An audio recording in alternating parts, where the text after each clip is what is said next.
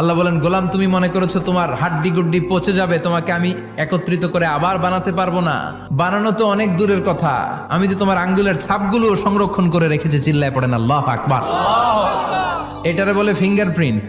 পায়ের গুলারে একজনের আঙ্গুলের ছাপের সাথে একজনের আঙ্গুলের ছাপের মিল নাই। শুধু তাই না, আমার এই আঙ্গুলের সাথে এই আঙ্গুলের ছাপের কোনো মিল নাই। আর পায়েরটারে বলে ফুটপ্রিন্ট।